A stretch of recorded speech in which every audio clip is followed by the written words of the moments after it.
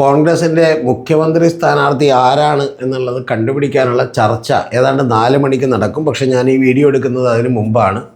അപ്പം 4 മണിക്ക് ആ ചർച്ച നടന്നിട്ടുണ്ടെങ്കിൽ എന്ത് സംഭവിക്കും എന്നുള്ളത് നമുക്ക് അറിയില്ല. സത്യത്തിൽ അവിടെ ഒരു ആംബുലൻസ് അടക്കം പറഞ്ഞ് നിർത്തി റെഡിയാക്കിയിട്ടുള്ളതാണ്. 1-2 ആംബുലൻസ് ഒക്കെ നിർത്തി റെഡിയാക്കിയിട്ടുള്ളതാണ്. കാരണം അത്രയും പറയാനുള്ളൊരു കാരണം, കഴിഞ്ഞ ദിവസം ഇവിടെ AICCയുടെ നിരീക്ഷകരൊക്കെ തന്നെ എത്തിയിരുന്നു. അപ്പോൾ ആ AICC നിരീക്ഷകരായിട്ടുള്ള 2 പേർ, ഒന്ന് അജയ് മാക്കനും അതുപോലെ മുഗൾ വാസനിക്കും ഒക്കെ തന്നെയാണ്. അപ്പോൾ ഈ അജയ് മാക്കനും മുഗൾ വാസനിക്കും ഒക്കെ കേരളത്തിലേക്ക് എത്തി. ഈ അജയ് മാക്കനൊക്കെ തന്നെ ഡൽഹിയിൽ മത്സരിക്കുകയും കെട്ടിവെച്ച കാശ് കിട്ടാതെ പോവുകയും ചെയ്ത ഒരാളാണ്. കേരളത്തിൽ വന്ന് മുഖ്യമന്ത്രിയെ കണ്ടെത്താൻ ശ്രമിക്കുന്നത് എന്ന് പറയുന്ന ചില വൈരുദ്ധ്യങ്ങളൊക്കെ ഉണ്ട്. മുഗൾ വാസനിക്കിൻ്റെ കാര്യമൊക്കെ ഏതാണ്ട് അതുപോലെ തന്നെ. അപ്പോൾ അത്തരത്തിലുള്ള ആളുകൾ കേന്ദ്ര നിരീക്ഷകരായി എത്തി. ഓരോ MLA-മാരെയും 63 വരെ കണ്ടു. അപ്പോൾ ഓരോ MLA-മാരും അഭിപ്രായം പറഞ്ഞു. അപ്പോൾ അതിൽ കൂട്ടത്തിൽ നിങ്ങൾ വിചാരിക്കണം ഇവരുടെ വിശ്വാസത എത്രത്തോളം ഉണ്ടെന്ന്. ദീപാദാസ് മുൻഷിയെക്കുറിച്ച് പറഞ്ഞത് അവരെ കൂടെ ഇരുത്തരുത് എന്നാണ് VD സതീശൻ വിഭാഗം ആവശ്യപ്പെട്ടത്. പക്ഷെ അവരെ കൂടെ ഇരുത്തി. കാരണം അവിടെ കൂടെ ഇരുത്താതെ ഇരിക്കാൻ പറ്റില്ല എന്ന് പറഞ്ഞു. അങ്ങനെ ഓരോ MLA-മാരും വന്ന് അഭിപ്രായം പറഞ്ഞു. ഈ അഭിപ്രായം പറഞ്ഞിട്ട് എന്താണ്, ഓരോ MLA-മാരുടെ നേരെ RC അതുപോലെ തന്നെ KC എന്നൊക്കെ എഴുതിയിട്ടുള്ള രേഖപ്പെടുത്തിയിട്ടുള്ള പേപ്പറിൻ്റെ ഫോട്ടോ യഥാർത്ഥത്തിൽ ഇന്ത്യൻ എക്സ്പ്രസിൻ്റെ ഒരു ലേഖകൻ പകർത്തുകയും അത് ഏതാണ്ട് പുറത്തു പോവുകയും ഒക്കെ ചെയ്തു. അങ്ങനെ ഉദുമയിലെ നീലകണ്ഠൻ എന്ന് പറയുന്ന MLA-ക്ക് തലവേദനയായി, സന്ദീപ് വാര്യർക്കൊക്കെ തലവേദനയായി. കാരണം ഇവരൊക്കെ തന്നെ സന്ദീപ് വാര്യർ ഏതാണ്ട് KC ആണെന്ന് പറഞ്ഞിട്ടുണ്ട്. ഉദുമയിലെ MLA നീലകണ്ഠൻ രമേശ് ചെന്നിത്തല പിന്തുണക്കുമെന്നാണ് വിചാരിച്ചത്. പക്ഷെ അതിൽ കാണുന്നത് KC എന്നൊക്കെയാണ്.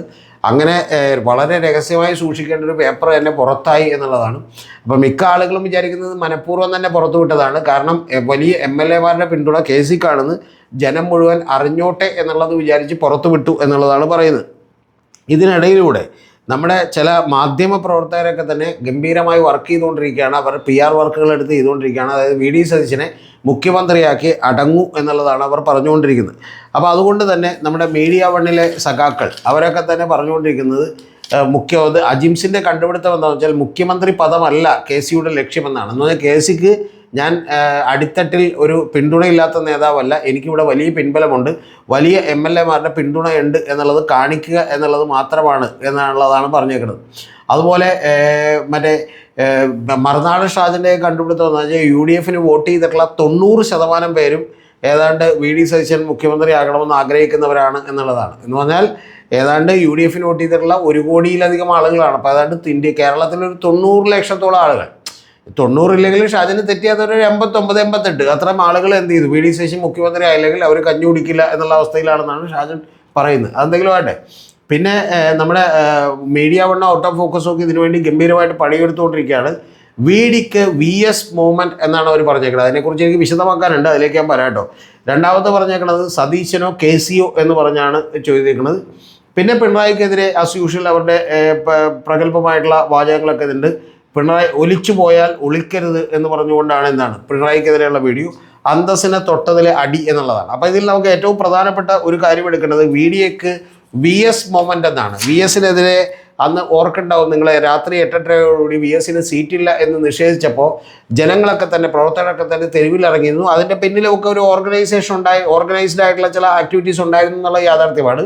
പക്ഷെ അങ്ങനെ യാഥാർത്ഥ്യമാകുമ്പോൾ പോലും ഒരു 50%-ലധികം വരുന്ന ആളുകളൊക്കെ തന്നെ അതിൽ പങ്കെടുത്തവർ, 90 ഞാൻ പറയുന്നില്ല, ഒരു 50%-ലധികം വന്ന ആളുകളൊക്കെ തന്നെ VS-നോട് സ്നേഹവും കടപ്പാടും ഒക്കെ ഉള്ള, VS-ൽ വലിയൊരു രക്ഷകനെ കണ്ടിട്ടുള്ള ആളുകളായിരുന്നു. അത് മൂന്നാറിൽ ഇടിച്ചു നിർത്തലടക്കം നിരവധി കാര്യങ്ങളിൽ അദ്ദേഹം എടുത്തിട്ടുള്ള സ്റ്റബേൺ ആയിട്ടുള്ള നിലപാടുകളാണ്. അപ്പോൾ ആ നിലപാടുകൾ കൊണ്ട് തന്നെ അദ്ദേഹത്തെ ഇഷ്ടപ്പെട്ടിരുന്നു എന്നുള്ളത് ഈ യാഥാർത്ഥ്യമാണ്.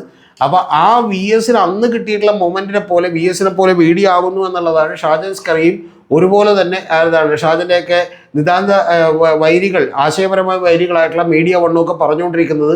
ഞാൻ കഴിഞ്ഞ ദിവസം ചെയ്ത വീഡിയോകൾ കണ്ടിട്ടുണ്ടെങ്കിൽ നിങ്ങൾക്ക് അതിൻ്റെ അർത്ഥം മനസ്സിലാവും. അങ്ങനെ പറഞ്ഞുകൊണ്ടിരിക്കുന്നത്. നിങ്ങൾ അറിയേണ്ടത് എന്തൊക്കെ അസംബന്ധങ്ങളാണ് ഇവർ ഈ നാട്ടിലുള്ള ആളുകളോട് പറയുന്നത്. നിങ്ങൾ ആലോചിക്കുന്നുണ്ടോ? ഈ കേൾക്കുന്ന പ്രേക്ഷകർ താഴെ ഒന്ന് കമൻറ്റ് ചെയ്യണം. നിങ്ങൾ ആലോചിക്കുന്നുണ്ടോ യഥാർത്ഥത്തിൽ അങ്ങനെ VS-നോടുള്ള ആരാധന പോലെ VD സതീശൻ, അദ്ദേഹം മോശക്കാരനാണെന്നൊന്നും ഞാൻ പറയുന്നില്ല, മുഖ്യമന്ത്രി ആയാലും കുഴപ്പമൊന്നുമില്ല, പക്ഷേ അദ്ദേഹത്തോട് അത്തരത്തിലുള്ള ഒരു ആരാധന ഉള്ളതുകൊണ്ട് മാത്രമാണ് ആളുകൾ ഇതുപോലെ ഇറങ്ങുന്നത് എന്നുള്ളത് നിങ്ങൾ വിചാരിക്കുന്നുണ്ടോ? നിങ്ങളൊന്ന് ആലോചിച്ച് നോക്കണം. ടാഗ് ലൈൻ പട നയിച്ചവൻ നാട് ഭരിക്കട്ടെ, ഇത് ആരെഴുതിയ ടാഗ് ലൈനാണ്? ഇതെന്താണ് മറ്റേ നാട്ടുകാരൊക്കെ കൂടി ഇരുന്ന് ആലോചിച്ച് എഴുതിയ ടാഗ് ലൈനാണോ?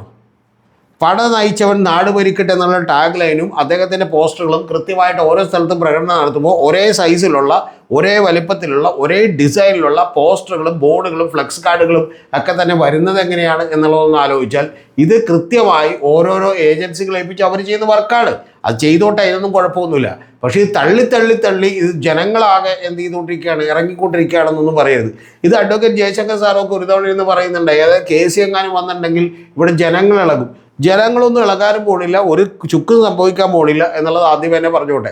ഇത് കൂടാതെ ഇപ്പം നമ്മൾ കേൾക്കുന്ന ഏറ്റവും പ്രധാനപ്പെട്ട കാര്യമെന്ന് പറയുന്നത് മുസ്ലിം ലീഗിൻ്റെ അടക്കം പിന്തുണയുള്ളത് കൊണ്ടിട്ട് ചില MSFൻ്റെ നേതാക്കളടക്കം കഴിഞ്ഞ ദിവസം VDക്ക് കേരള ഹൗസിൽ സ്വീകരണം നടത്താനെത്തിയെന്നും ആ സ്വീകരണം നടത്തുന്ന നേതാക്കൾ തന്നെ നിങ്ങളൊന്ന് ആലോചിച്ച് നോക്കണം, കോൺഗ്രസ്സുകാരനും അനുഭാവിയുമാണെങ്കിൽ അവരെന്തിനാണ് സണ്ണി ജോസഫിനെ കൂവുന്നത്? അതായത് സണ്ണി ജോസഫിൻ്റെ കൂടി കഴിഞ്ഞ ദിവസം പേര് വന്നിരുന്നു, ആ പേരിൽ അദ്ദേഹം KCയെ പിന്തുണച്ചു എന്ന് പറഞ്ഞതാണ്, അതുകൊണ്ട് അവർ കൂവുകയാണ് ചെയ്തത് എന്നാണ് പറയുന്നത്. അപ്പോൾ ഇതുകൊണ്ട് ഇത്തരത്തിലുള്ള കാര്യങ്ങളൊക്കെ തന്നെ ഈ ഫ്ലെക്സുകളും അതുപോലെ കാര്യങ്ങളൊക്കെ നിറഞ്ഞുകൊണ്ടിരിക്കുകയാണ്.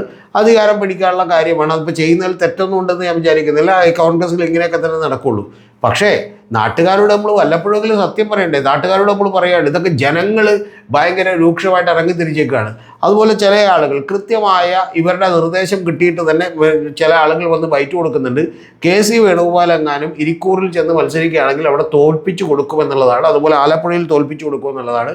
KC വേണുഗോപാലിനെ ഒരാളെ നിങ്ങൾ പേടിപ്പിക്കാനൊന്നും നോക്കരുത് എന്നുള്ളതാണ് എനിക്ക് പറയാനുള്ളത്. അതൊന്നും നടക്കുന്ന കാര്യമല്ല. ഇപ്പം ഇവിടെ വലിയ നേട്ടം ഉണ്ടാക്കി VD സതീശനാണ് അതിൻ്റെ മുഴുവൻ ക്രെഡിറ്റ് എന്ന് പറയുമ്പോൾ ഇതേ രാഷ്ട്രീയ നിരീക്ഷകരും മാധ്യമങ്ങളൊക്കെ തന്നെ കഴിഞ്ഞ തവണ ഈ പറയുന്ന പോലെ ഉണ്ടായതിനേക്കാൾ ഇരട്ടിയിലധികം സീറ്റുകൾ ഓൾ ഇന്ത്യ ലെവലിൽ നേടിയത് സംഘടനാ സെക്രട്ടറി KC വേണുഗോപാൽ ഇരിക്കുമ്പോഴല്ലേ? അത് നിങ്ങൾ മറച്ചു വെക്കുന്നത് എന്തിനാണ്? അപ്പോൾ അതുകൊണ്ട് അദ്ദേഹവും ഇതിന് അർഹരാണ് എന്നുള്ള കാര്യം യാഥാർത്ഥ്യമാണ്. അല്ലാതെ അർഹതയില്ലാത്ത ഒരാൾ നേരെ ഇങ്ങോട്ട് വന്ന് റാഞ്ചി എടുക്കുന്നു എന്ന് പറയുന്ന രീതികളൊന്നും പറയുന്നതിന് യാതൊരുവിധ അടിസ്ഥാനവുമില്ല എന്നുള്ളത് പറഞ്ഞു നോക്കട്ടെ. അതുകൊണ്ട് ഈ VD സതീശൻ കണ്ണേ കറലെ VDSA എന്നൊക്കെ ഉള്ളത് കറക്റ്റാണ്. ജനവികാരത്തിനൊക്കെ പക്ഷേ ഭയങ്കര ചിലവാണ്. കാരണം ഇത്തരത്തിൽ ബോർഡുകളും ഹോർഡിങ്ങുകളും അതുപോലെ സംഘടിപ്പിക്കാനുള്ള ആളുകൾക്കൊക്കെ പണം കൊടുക്കണം എന്നുള്ളത് യാഥാർത്ഥ്യമാണ്. പിന്നെ വയനാട് ഫണ്ടും അതുമായി ബന്ധപ്പെട്ടുള്ള കുറച്ച് സാമ്പത്തികമൊക്കെ ഉള്ളത് കൊണ്ടിട്ട് പ്രശ്നമുണ്ടാവില്ല എന്നുള്ളതാണ് ഞാൻ വിചാരിക്കുന്നത്. ഇതൊക്കെ ചർച്ച ചെയ്യുന്ന നമ്മുടെ മാധ്യമങ്ങൾ ഇതുവരെയായിട്ട് പോലും കോൺഗ്രസ് പണിയാൻ ഉദ്ദേശിച്ച വീടെവിടെ എന്നൊരു വാക്കുകൂടി ഈ നാട്ടുകാർക്ക് വേണ്ടി ചോദിക്കുകയോ അല്ലെങ്കിൽ 950 രൂപ ഗ്യാസിന് വില കൂടിയതിനെതിരെ എന്തെങ്കിലും ഒരു വർത്തമാനം പറയുകയോ കൂടി ചെയ്യണം എന്നുള്ളതാണ് എനിക്ക് അപേക്ഷിക്കാനുള്ളത്. പക്ഷേ ഈ ചക്കളത്തി പോരാട്ടം തന്നെയാണ് നിങ്ങൾ വാർത്തകളായി കൊടുക്കുക. അതിൻ്റെ പ്രധാനപ്പെട്ട കാരണം നിങ്ങൾക്ക് റേറ്റിംഗ് കൂടും, വ്യൂവർഷിപ്പ് കൂടണമെങ്കിൽ ഇത്തരത്തിലുള്ള കുറച്ച് സംഭവവികാസങ്ങൾ കാണിക്കുന്നതായിരിക്കും കുറച്ച് നല്ലത് എന്നറിയാവുന്നതുകൊണ്ടാണ്. പക്ഷേ രണ്ടും കൂടി പറയരുത് എന്നാണ് എനിക്ക് പറയാനുള്ളത്. ഉപദേശവും മറ്റേ ഇതിലെ കുട്ടനാടൻ മാപ്പാപ്പ എന്ന് പറയുന്ന സിനിമയിൽ മറ്റേ ധർമ്മജൻ ബോൾഗാട്ടി പറയുന്നൊരു വാചകമുണ്ട്, ഉപദേശവും മറ്റേ ഇതും കൂടി പാടില്ല എന്ന് പറയുന്നുണ്ട്, എന്ന് പറഞ്ഞിട്ടൊരു വാക്കുകൂടി പറയുന്നുണ്ട്. ഞാനതിവിടെ പറയുന്നില്ല. ഇതിൻ്റെ പ്രധാനപ്പെട്ട കാര്യം നിങ്ങൾ ധാർമ്മികതയും പിന്നെ ഈ പറയുന്ന പോലെ എന്താണ് PR വർക്കും കൂടി ഒരുമിച്ച് നമ്മളോട് പറയരുത് എന്ന് മാത്രമേ എനിക്ക് പ്രിയപ്പെട്ട മാധ്യമങ്ങളോട് പറയാനുള്ളൂ.